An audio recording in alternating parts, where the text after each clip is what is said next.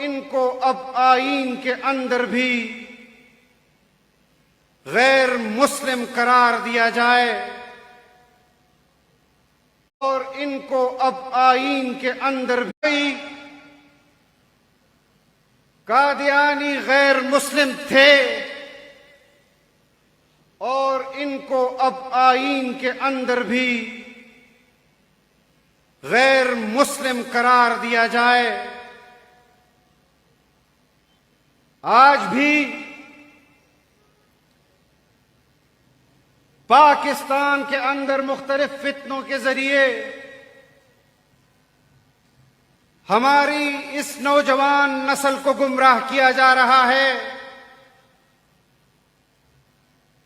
لیکن لاہور کے اندر ان اسلام پسندوں کے ذریعے اس قوم کو آگاہ کرنا چاہتے ہیں کہ تب بھی ہماری قیادت کے سرپرستی میں اس فتنے کا سر کچلا گیا۔ آج بھی ہم آنے والے ہر فتنے کا سر قائد جمعیت کی قیادت میں کچل کر آپ کو دکھائیں گے۔ تم علماء کرام کو جبراً اسمبلیوں سے روک سکتے ہو،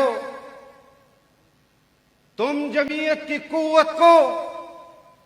جبراً قومی اسمبلی اور صوبائی اسمبلی سے روک سکتے ہو، لیکن جس طرح نام نہاد اسمبلیوں کو تم نے اپنے غلاموں سے بھرا ہے، اگر اس طرح تم نے اسمبلیوں کو بھرنا ہے تو پھر ہماری قیادت نے بھی اعلان کیا ہے کہ پھر فیصلے پارلیمان کے اندر نہیں، میدان کے اندر ہوں گے، اور انشاءاللہ العزیز ہم نے ماضی میں بھی دکھایا کہ تم نے پارلیمان کے اندر قوم کی نمائندگی دکھا کر کچھ فیصلے کیے، لیکن تم پر واضح کیا کہ قوم کے فیصلے نہیں ہیں، یہ تمہارے بیرونی آقاؤں کے فیصلے ہیں۔ نہ تم اپنے پارلیمان کے فیصلے کو برقرار رکھ سکے، نہ عدالتوں کے فیصلوں کو برقرار رکھ سکے، اور کہا گیا کہ سپریم کورٹ کے اندر علماء کرام نے جبر کی بنیاد پر سپریم کورٹ کے ججز کا فیصلہ واپس کروایا۔ آپ کے لاہور کے نام نہاد پارلیمنٹیرین جو کبھی سیاستدان بن جاتا ہے، کبھی قانون دان بن جاتا ہے، اس کا جملہ آپ کے سامنے ذکر کر رہا ہوں۔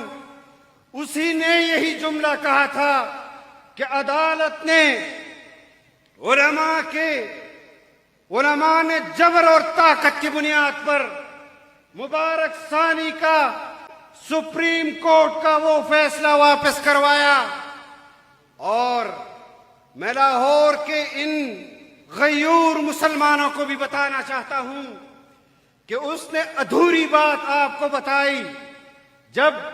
مبارک ثانی کا متنازع فیصلہ سپریم کورٹ سنا رہا تھا، اس دن کا منظرنامہ بھی اس وکیل کو اس قوم کے سامنے پیش کرنا چاہیے تھا کہ مغربی تنظیموں کے نمائندوں سے اس وقت سپریم کورٹ کا حال بھرا ہوا تھا۔ تمہیں اس وقت مغرب کے وہ نمائندے سپریم کورٹ میں نظر نہیں آئے جب رسول اللہ کی ختم نبوت پر سپریم کورٹ کے اندر وہ سپریم کورٹ جو ایک اسلامی ریاست کی سپریم کورٹ ہے، وہ سپریم کورٹ جو اسلامی مملکت خداداد پاکستان کی سپریم کورٹ ہے،